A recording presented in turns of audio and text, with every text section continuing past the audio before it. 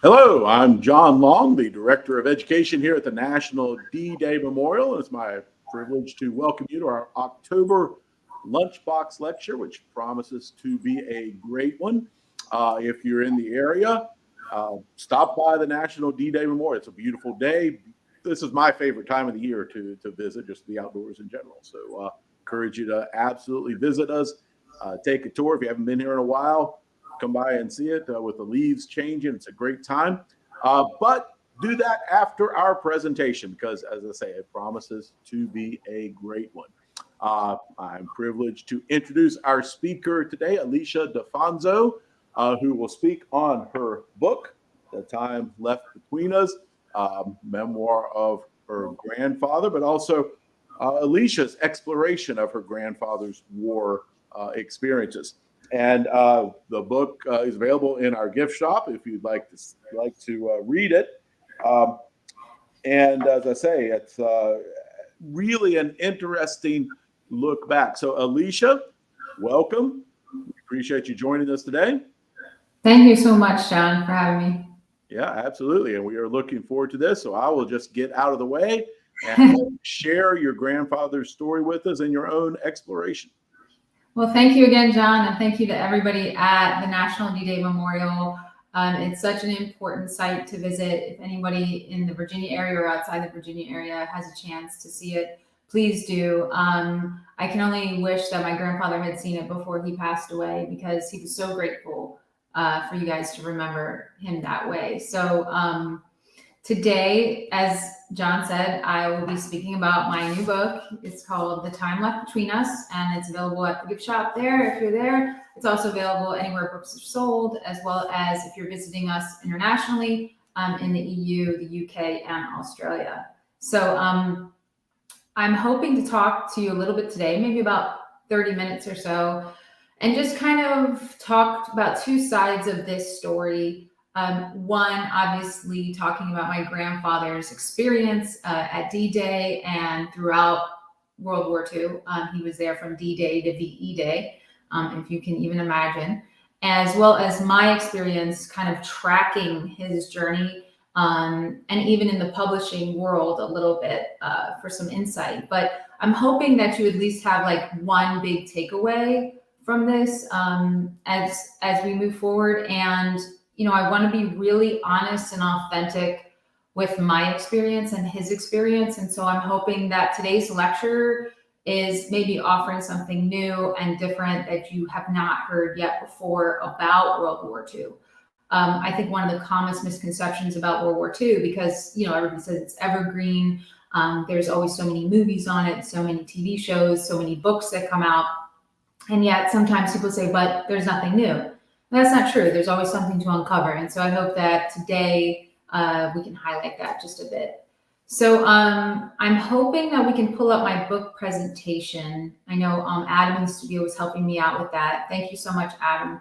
And I wanted to begin with just kind of a little insight on how the book begins. So I'm not going to give you any spoilers today, obviously. And I do want to just kind of deep dive into the presentation and first talk a little bit about what the book is about, as John and I have kind of hinted at. But the synopsis essentially reads that the goal of my book was to bridge the gap between the generation who fought and the generation who has forgotten.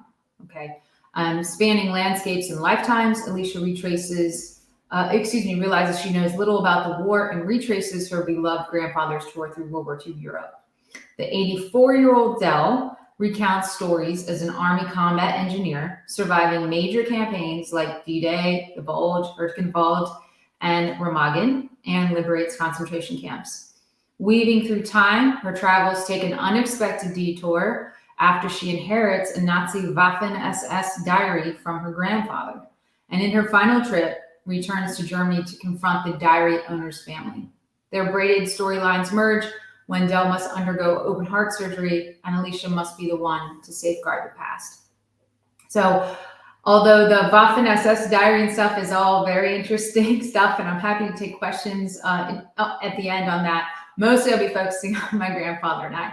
That's its own, like I said, big detour in the book. But I'll save that for another chat another day.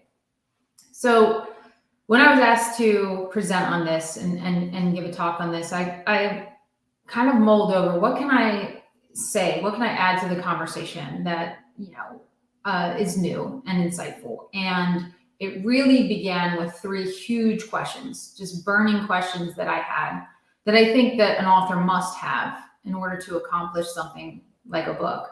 And it brought me to 3 realizations. And what I ended up realizing was that the past was always present. But how do we keep the past present? So that's kind of where we begin. Now, when I began my journey, I should say, and again, this is detailed at the very beginning of my book, so there's no big spoilers. I took a trip to Paris after graduate school, just getting away. And while I was there, I was going to go to Versailles for the day, which is, the grounds of frivolity and excess and beheadings of the French Revolution. So I thought, okay, I'm gonna go check that out. Sounds pretty cool.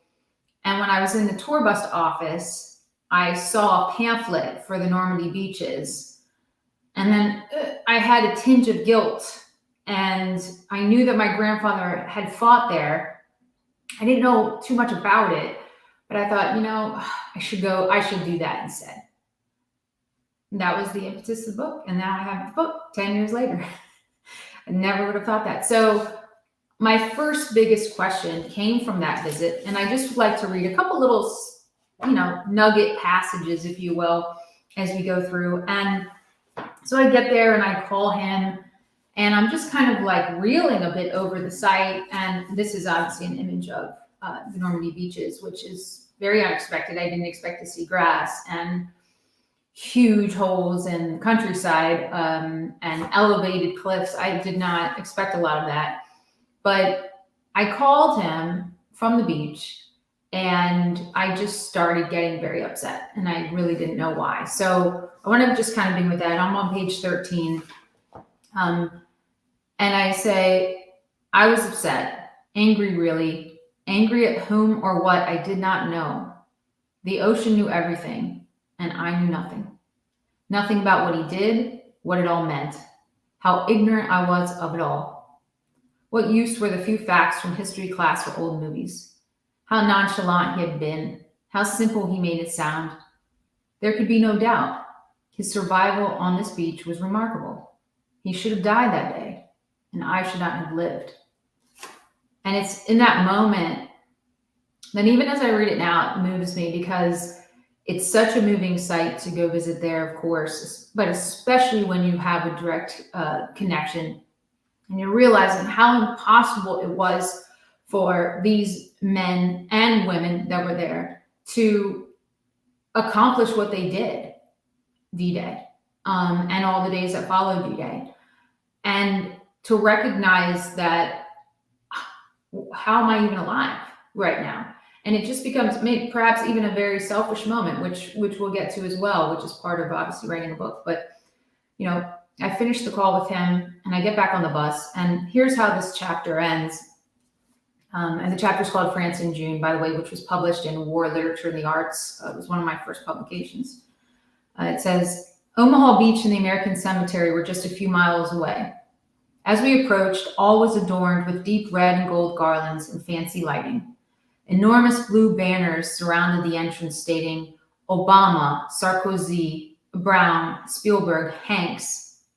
Hundreds of tourists, veterans, and families visited the flat lawns and white headstones in preparation for the 65th anniversary of D-Day on June 6th, the next day. I had completely forgotten. So I took this as a moment like, oh my gosh, tomorrow is the 65th anniversary of D-Day, and I didn't even know, and I just happened to take this tour. It was all just, it was very overwhelming. So I came back, and I had this question: why didn't I know? And someone that comes from a military family, how come I didn't know enough, right? What's going on? So the first thing I want to add, because there's a lot of answers to this, and I'd be curious to see what your experience is for anybody listening. and what you think, what your takeaway is from that. But in the preface, even, there's a moment where I'm asking my grandfather about, they never talked about it. That's one reason why I did not know. They never spoke about it. And it says in the preface, like many veterans, old and new, he remained silent. Sure, there were general bits, like how he landed at Utah Beach, fought in the Bulge, and returned home. But not until the age of 84 did he agree to go on record about his experience. And I quote my grandfather, so you might hear my inflection change a little bit at times. Never said a word. That was the thing. We did what we had to do and came back. Rubbing his forehead, he said, "You had no idea."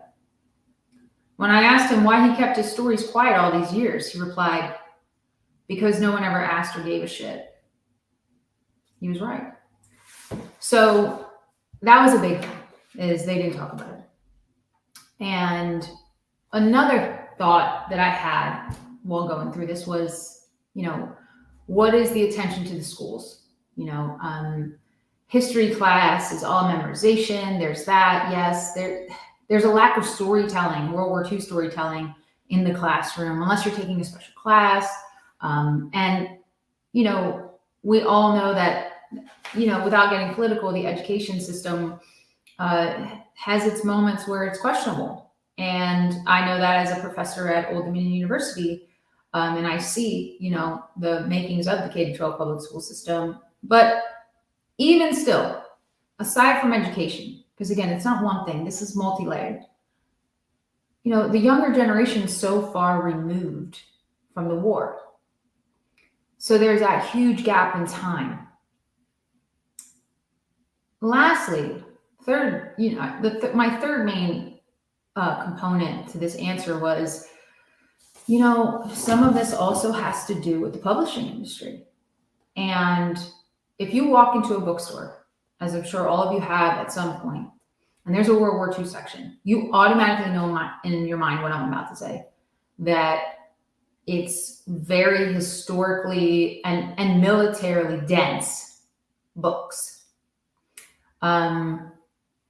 Those books, and we'll talk a little bit about them later, like Unbroken, let's say, or biographies of Patton and Eisenhower, and there's so many of them. They're historically rich, which is great, and we need those books. But they also alienate all other audiences because they rely on previous knowledge of the war. So again, saying this is multi-layered, I was presented with this issue, like, well, how am I going to overcome this, right? And how do we bridge this gap? So it first was going to begin with asking my grandfather, if I could collect his stories. And so here's what he says in this moment. Sure, I got stories. I don't regret any of it because I've been living on borrowed time. Should have died the first day. So he jumps in like immediately in that chapter I was detailing. And I just start getting very excited. As it says here, kicking my feet under the table and rubbing my hands together. I might finally learn what I should have known all along about his young life, the war, our family. And at the same time, I cannot shake some hesitation over my request. Selfish, maybe. Digging up an old man's past. What purpose would it serve? Would knowing the truth really ease my mind, or his for that matter? Why was he telling me now anyways? And why the hell was I asking? So this is how the book begins. And as, he begins to tell me his stories, I realize, okay, what's my duty? My duty is to preserve the story. I have not seen action. I am so far removed. I am part of that younger generation that did not know at the beginning of this journey. This is why it's the beginning of the book, right? So I felt this great sense of duty to collect his stories and preserve them for our family. That's how it began. I wanted to talk about our family and those moments. Because, see, the thing about heroes, I wasn't sure if my grandfather was this traditional World War II hero that we see all the time in that genre. I wanted to know the truth. Was he or was he not? And he agreed to disclose everything. So he did not spare any detail. The only exception was concentration camps, which there's a chapter dedicated to that as well. But I thought, okay, I have to have this undertaking. It's my responsibility now to collect this, save this for our family, and present him as, if he's a hero, okay, fine. If he's not, he's not. But I wanted to have some semblance of the truth. And of course, as we all know, the truth can be really relative, but in so much as truth, that how he saw it. And in doing that, I preserved his story. And throughout the book, there's moments of just oral storytelling from him that are blocked off and bolded to retain his voice as well. So in order to corroborate that truth, though, I needed, the war data, the historical data. I've done a ton of archival research, photos, documents of his whereabouts throughout the war, because obviously he's not going to remember every single little place and time throughout the war. So streaming together hundreds of anecdotes over a couple years is what I did. So I knew at some point, okay, I was going to have to go further than that. So it began with the second question now. After all of that, after I realized, okay, I'm going to collect the stories. This is what I'm going to do. I wondered, how did we forget? Okay, so it begins with me forgetting, obviously, right? But how did this happen? Like, what occurred? And on page 165, and again, I'm careful without spoilers for anybody just joining us. I'm not going to spoil anything. I had written a few pages for our family. Again, at the time, it was just for the family. And I brought it to him and his second wife. And I thought, okay, I'm going to deliver this and see what he says. So here's the scene. I tell them of my upcoming trip to the Bulge Monument in Bastogne, Belgium, and the Remagen Bridge in the Rhine River Valley. Grandpop says, they built all these memorials over there, but nothing for us here. What about the memorial in DC? Linda replies, we went. That was 60 years later. And then those bastards, they called me up asking for funds to build a memorial. I couldn't believe it. I told them, screw you, I gave enough. He wasn't talking about the Bedford Memorial, just to clarify. But, he was so enraged. He felt it took so long for our country to recognize them. And it continues. He says, after the memorial was finished in 2004, we took a ride up the next year. They did a nice job with the Vietnam Wall and built that decades later. I've been waiting my whole life. Linda says, that's his second wife, she says, while we were there, the bus of veterans walked up to the memorial. This Navy guy noticed Dell had a bulge hat on and said, hey, I thought we'd never see this. So there's that perspective, yes. How did we forget this? How did this happen? So I was starting to piece together that it wasn't just this so-called younger generation that forgot. Publicly, we forgot. Collectively, we forgot. When we said we'd never forget. And that part of that chapter goes on when I visit the World War II memorial myself in DC. I say, I went during the height of tourist season, and a few dozen people scattered the tribute. Though over 400,000 Americans fallen between 1941 and 1945 are honored here, visitors mostly recognize D-Day on June 6th, even though the Pacific War was underway 3 years prior. Some locals exercised, and others walked their dogs. A few studied the monument and gave their respects. Groups of teenagers began posing for prom photos in front of the center fountains. I thought, perhaps they have loved ones who served in World War II. Best to give them the benefit of the doubt. But their laughter seemed too great. The stones read D-Day, the Bulge, the Bridget Remagen. I cried as I cried that day at Utah Beach. We did seem too far removed from the war. Too much time had passed.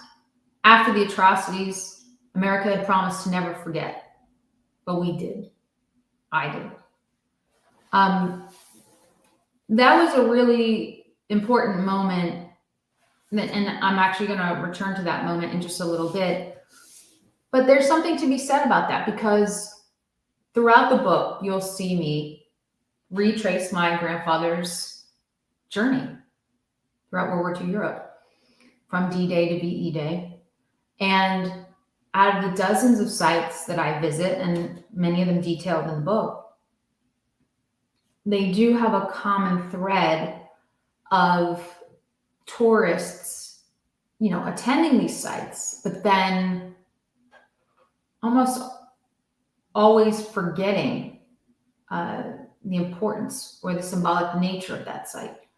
Whether it was people throwing candy wrappers at the Normandy beaches and children running amok and screaming, or when I visited Anne Frank's house and there were teenagers laughing in a very small space too. If you've ever been to Anne Frank's house in Amsterdam, you can only fit about a dozen people up in the place where she was hiding with her family. And there's a lot of these, I'll say, forgotten connections. And even at the camps, and that's why you see a picture of the camps here. And when I went to Dachau, people were excited to visit the crematoriums. And I just found something inherently wrong with that. And again, not to necessarily judge people visiting, because they're there, right? But it almost felt like some were there to check a box. Oh, I came here. Oh, I saw it. But when people are laughing, taking prom photos, throwing garbage out, right? This is also forgetting. And again, I wonder what that means for us. So in that same chapter, and I said I'd revisit it. And that chapter, by the way, is called I believe it's called No Visitors. Yeah. So he continues to talk in that moment. This is after he says, I say, but we forgot, right? I did. And he says, he jumps in, 100,000 POWs and nothing. You know why? Nobody gives a shit. 100,000. Are you sure, Grandpa? Yes, go look it up. So I do, and he's right. The Navy Department Library claims the total number of American POWs during World War II between 1941 and 1946 to be roughly 140,000. And this is the part that you see on the screen.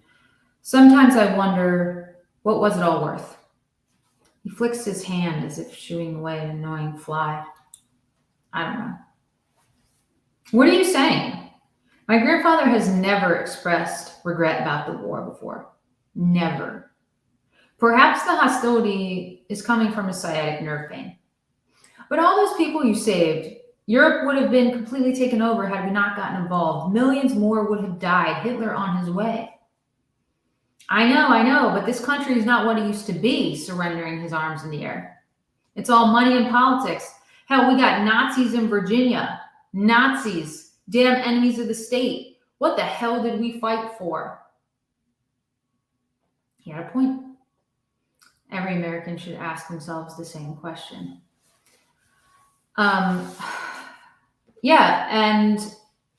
that's a really poignant moment in the story, and I won't go any further into it, but to have a World War II vet, and he's not the only one who's recently stated this, say they don't know what they fought for is disturbing, at the very least, because it means we have forgotten what they fought for. And again, I know some people would say, well, this is very political, Nazis in Virginia. Yes, and Charlottesville, and even at the Capitol. There were Nazis there, people holding swastikas. And fascism is exactly what we fought against. So that's a political ideology. So we can't say, oh, we have to remove politics. It's impossible. But to me, in many ways, this is not political. This is personal. It's very personal. So as I said, my duty is to preserve the story. And what I kept finding over and over and over was that the past is present. And then it led me to this, huge idea to move this family collection of stories into the publishing world. Now, granted, I'm a professor at Old Dominion University. I teach English, literature, and writing. I had never written a book before, though, so it was quite an undertaking, and I needed a huge learning curve, and I had the time to do it. And I was fortunate enough to go back to graduate school again and study under some wonderful nonfiction and fiction professors that are highly acclaimed. And I learned so much from them. And I want to just take that moment to thank them. But I had to tackle that glaring issue from the beginning, which was, okay, bookstores. How do I shake this up? How do I change this genre a bit and reinvent it, if you will, to bridge that gap between those who fought and those who have forgotten, like myself?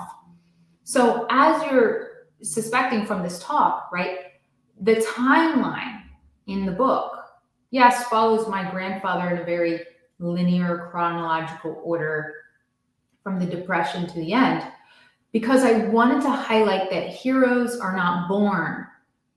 They are made. Had to see him develop as a character to showcase his life during the Depression as someone that's an Italian, comes from an Italian immigrant family, and, talking about Executive Order 9066 against making Italians and Germans and Japanese enemy aliens, and still going to fight despite that, coming back, facing that discrimination despite having fought, right? So there's all of those layers to it as well. And that's what I started to focus on. I was focusing on him. But every time people would read his stuff, they would say, oh, I love this, but where are you at? I said, I'm not in this, right? Like, I didn't find the work. I'm writing in third person. I'm staying completely objective, keeping myself out of it, telling the story as he sees it, with, of course, historical data, archival research, and other interviews to corroborate that truth. But what I realized was, as I'm venturing and going to these sites to get an idea, right? Going to the Normandy beaches was just the beginning.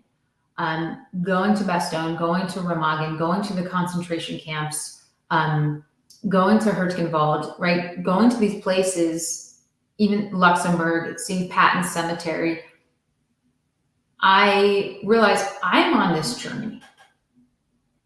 It is my journey too. And how can this connect? So I thought one way that I could kind of reinvent the genre a little bit was to actually have his storyline, but then also have mine weaving in and out of time. So I'm using fictional techniques, if you will, that you might see in films that mess with time and place, right? I'm using fictional techniques, but it's still 100% nonfiction. And so I wanted to challenge the genre a bit and see where I'm at, right? So one thing I noticed about the genre was very male dominated and, a more mature male. Again, understandable, going back to the beginning of the talk and what you see on the bookshelf. There are some memoirs there. Some of them are ghost written, but a lot of them didn't have a direct connection to the soldier, especially a familial connection like myself. So as a woman writer, making myself a second protagonist as the granddaughter, but the granddaughter that doesn't know much about the war at the beginning. So by the end, that reader has now come on the journey with me. That to me was one way how I'm going to bridge that gap. But there's also some other things here, right? With the traditional World War II book versus mine, we cannot escape what I said earlier, which is, that genre is dependent on people that have a good knowledge of the war, right? World War II enthusiasts flock to these books by even some of my friends like Alex Kershaw, and it's noble, important work. But that wasn't going to be my audience. I thought, sure, some of them might enjoy this, but especially if they have grandchildren. But I also thought I need to add something new here, a new component to target the people who forgot, like me. So one of my thoughts was I need to add more layman's terms, explain military jargon that's used. And one example I have actually from the Operation Overlord chapter, where my grandfather was actually, there D-Day, Utah Beach. And there's a moment where, for example, I'm discussing Rommel. And so I want to just give you a brief example of what I mean by more layman's terms, explanation of military jargon, and even just characters, right? Historical people. I thought I want the reader to know main characters in the war, like Patton, Eisenhower, Rommel, Goebbels, right? So Hitler's minions, if you will, and our leaders. And so on page 8, I'm discussing how basically his landing ship tank, when he arrived, departed and went immediately underwater, fully submerged underwater. And I detail how they did that. But it says the Navy released the LSTs roughly 50 yards or more offshore, worried that the steel barriers Rommel had planted in the water would rip their ships apart. Field Marshal Erwin Rommel had radically improved coastline defenses for the German army as one of Hitler's most trusted and skilled commanders. The Desert Fox, as he was known, had proved himself in North Africa a few years prior. The commander of the Africa Corps was known for his cunning military strategy and surprise attacks. But after the Normandy invasion, he would question the Fuhrer's tactical decisions and sanity, encouraging him to end the war. By October, Rommel was accused of conspiracies against Hitler and instructed to consume cyanide or undergo a public hearing where his family could, or certainly would, be convicted. He chose the capsule and was dead within seconds. So, again, I'm taking a moment while my grandfather is about to hit the beach with the LST, one paragraph to describe who Rommel is, why he's important, but say it in a way that anyone can pick up this book and understand. Anyone. And it continues. This is a little part I kind of like about Hitler. It says, meanwhile, Hitler was asleep. As the American, British, and Canadian armies landed in France, he was awakened around noon in his Bavarian Alps residence and told of the invasion. Hitler's associate and propaganda machine, Joseph Goebbels, reported, Hitler was not angry or vindictive. Far from it. He seemed relieved. This was the moment Hitler had waited for. He felt the poor weather in the area were favored the defenses. He considered Allied troops far inferior to German units. Now the Allies were in range of German guns. The news couldn't be better, Hitler said.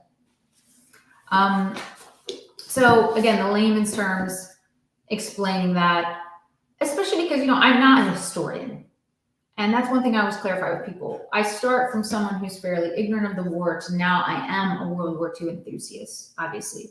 And my objective the whole time when I began was, okay, stay academic, right? Find the objective information, get the research done, retain his voice, let him tell his story. But again, as I went through that, I started to learn one thing that I had casually overlooked at the beginning of my journey, which is that war is personal. And if it's personal, that's how we reach people. That's how we help people not to forget. That's how we remember.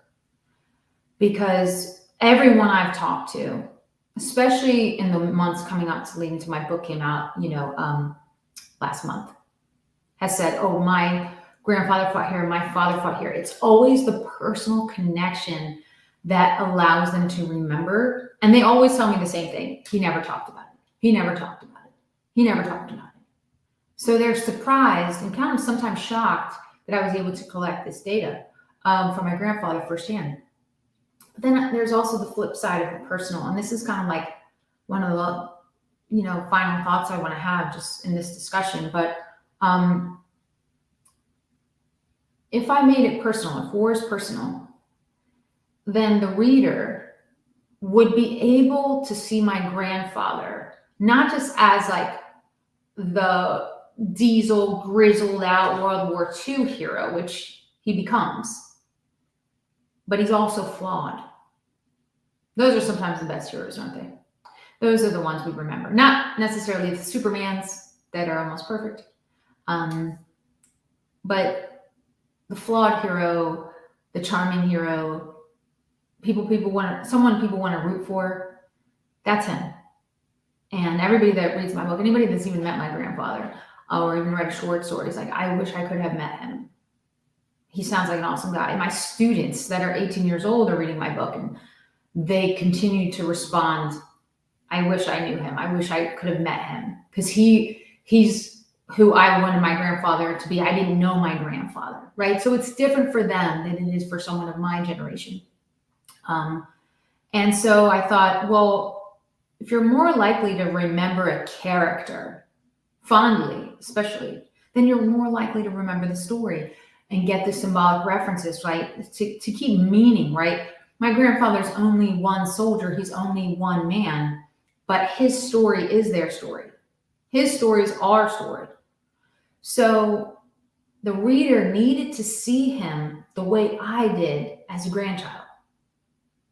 And in accomplishing that, it becomes even more personal, at least, of course, to me, the writer, right? But to them as well.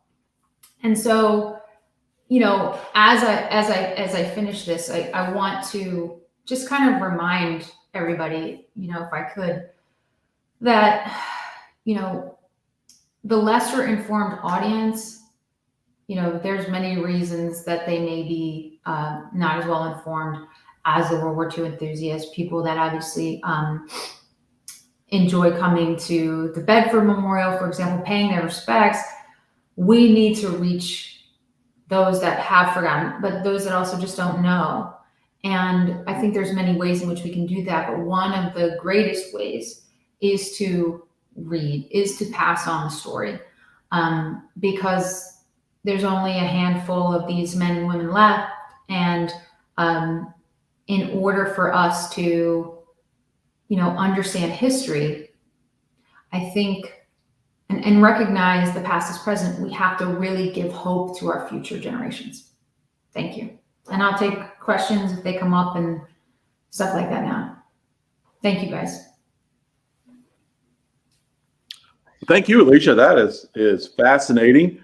And if you do have a question, whatever you're watching, YouTube or Facebook, or there should be a Q&A or a chat place, and you can put your questions in there. We'll see them, and I'll pass them on to Alicia.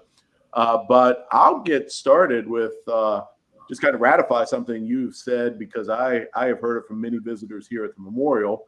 A couple times you mentioned that children of World War II or grandchildren of World War II veterans, will recount that he never talked about it, and we hear that so often. What advice would you give a grandchild of a veteran who is still living to kind of open that door? And I don't want to say drag the stories out of them, but encourage them to share some of their memories. Well, I'll be perfectly honest, right? I mean, everybody's different, but one thing I remember on my journey was that my grandfather never told my mom or my uncles, his three children, very much at all. And my mother, she might even be on this, watching right now. I don't know. Hey, mom. She has said to me many times, "He never told us that. He never told us that." So there is something that I'm trying to capture in the book about grandparent-grandchild relationship and that bond that we often don't have with our parents. It's something different. It's completely, yeah. I mean, it's totally different, the relationship. So when I came to my grandfather and I was like, "Hey, I really want to know your stories. What happened? I went to Utah Beach, and I just feel like I should write some of this stuff down for our family." And I wasn't sure how he was going to react at first. I was very nervous to ask him because I knew he never made a point about talking about it. But then he nonchalantly was like, "Sure." And he said, "Because no one ever asked me before or like cares," right? Without using his language over and over. So I think sometimes approaching that family member, or let's say it's your neighbor or community member or church patron, and you honestly approach them and say, "I would love to know more about the war. Would you mind if I just wrote down, something or recorded something on my phone or whatever?" I'm going to guess that 9 times out of 10, they're ready to talk now. See, it's so hard to speak about war when it happens. I have a younger brother, and he's mentioned in the book, that went to Iraq. He was in Ramadi when it was one of the deadliest places on earth, according to Time magazine. And he's a Marine. And he does not speak of the war. And it would be impolite to ask him, right? He hasn't had enough time to digest that. But at the age of 84, my grandfather was finally just said, "It's time." So I think if sometimes we just sit down and listen, a lot of times with older generations, we don't do that. We don't, like, I just saw a video today about, hey, if you have anyone older in your family, get the recipe. Get the recipe before they pass on, and you will be grateful that you did. So I think we'll be surprised, but I definitely encourage people to reach out to someone in their family or a family friend or community member, that they have a connection with, and just sit down and just listen. Even if you're not recording anything, just listen.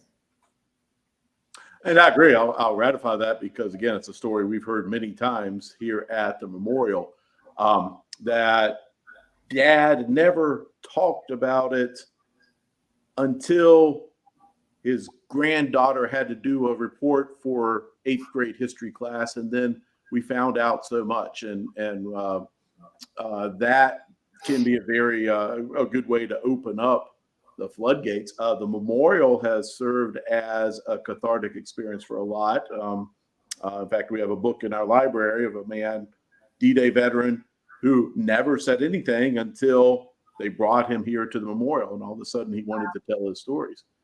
But I think you're also correct that part of it is an age issue. You get to a point, and this was true of Bob Slaughter, the founder of our memorial. He came home from the war. He didn't talk about it because I think this is common. He didn't think he did anything. I've had to serve. Everyone my age was in the Army or the Navy, but I came home. What am I going to brag about? What am I going to say? If you want the heroes, look in the cemeteries. But it was only in his retirement years that Bob said, "I've got to tell this story, not so much to draw attention to myself, but to my buddies who didn't come home, because if I don't, I'll be gone soon, and the stories go with me." I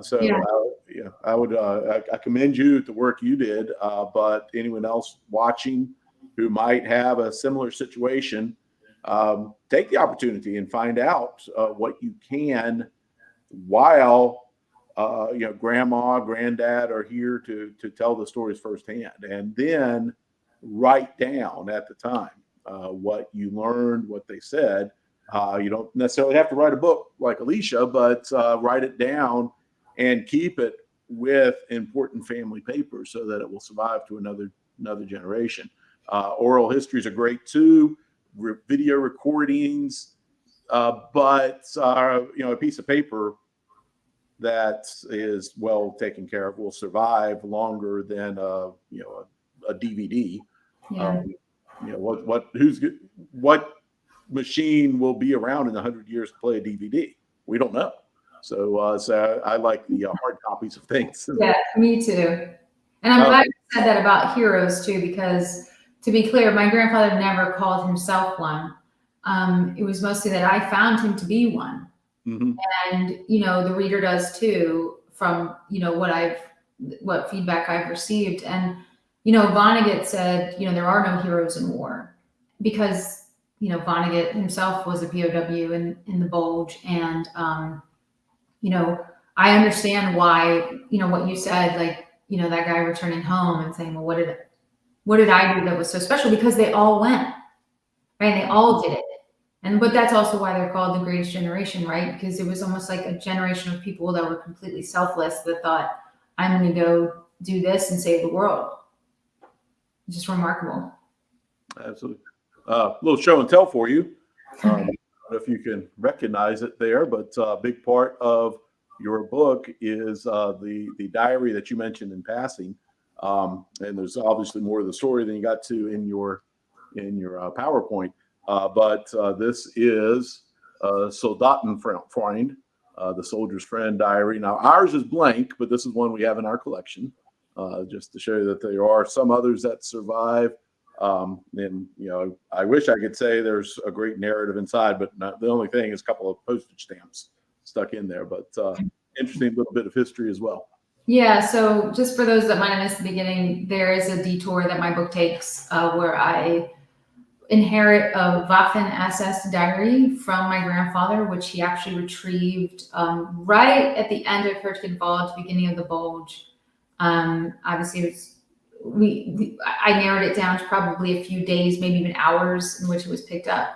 But it is fully transcribed and fully, written. And especially, there are many editions of the Soldatenfreund, as you have one of them. Yeah, this is Luftwaffe. This is one we have. Yeah, the Air, I guess the Air Force, the German, right? And 1943 is this. Let's say that. So it was basically a diary with a calendar in it. Right.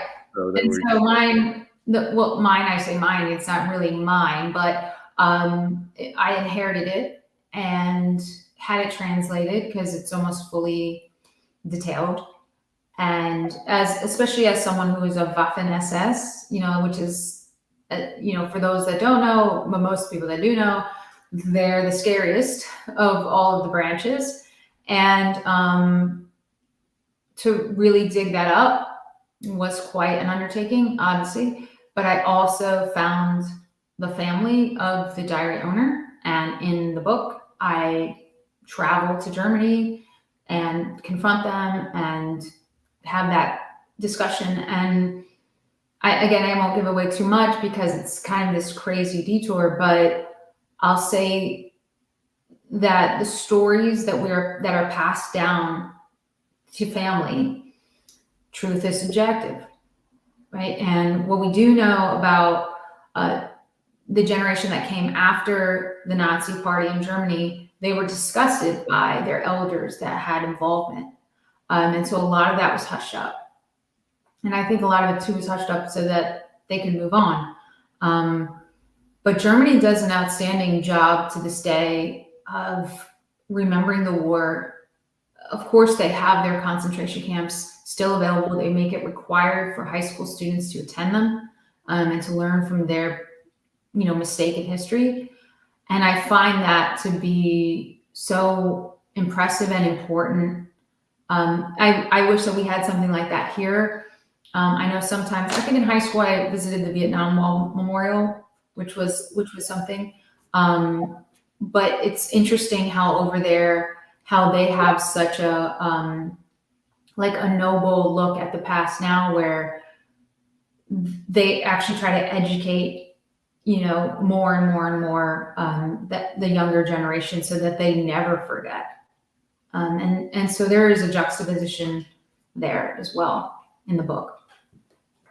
Very good, and much what we try to do here at the National D-Day Memorial as well. We have a school group on site right now, learning about the history of D-Day, it has been very difficult for Germany and Japan as well to process what happened, much more than American. They came victorious. Right.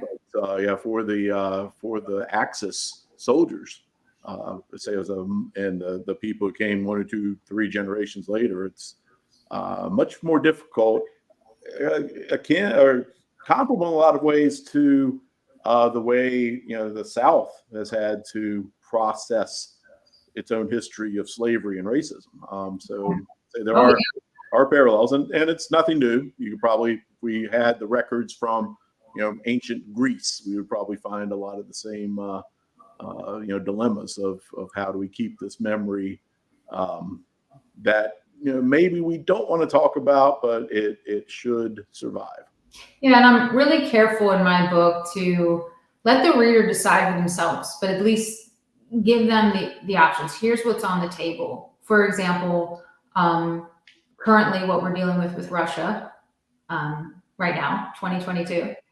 And then the book does talk about Patton's feelings on Russia and how we should have kept going, despite the fact that they were our allies during the war. And, I want to leave it to the reader, like, what do you make of it? What do you think of it? And even the thing what you just said about preserving artifacts, right? I could have taken the Nazi diary and burned it myself. I mean, I could have buried it somewhere. I could have done anything like that. But I feel, and that's what was supposed to happen to it, actually, the Nero order, which is burn everything. And this soldier did not do that, probably because he couldn't.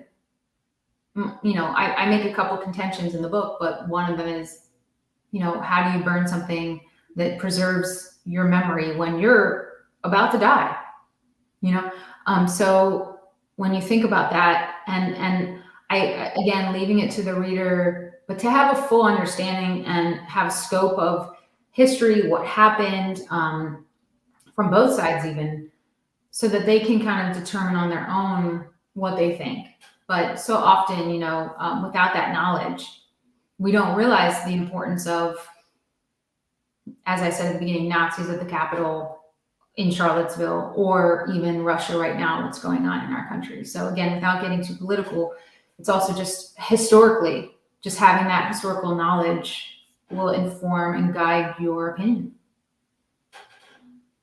I agree, and we are about out of time. No more questions have come in, so Alicia, I will thank you for sharing this with us. I think we could talk about the nature of historical memory for the rest of the day, maybe a whole semester. Thanks. But we want to let our audience go, and thank you for joining us. I encourage you to get hold of a copy of The Time Left Between Us. Fascinating read, and again, a very thought-provoking read to consider a lot about the nature of historical memory, what should be and can be preserved. And also want to invite you back, our audience, on December 8th.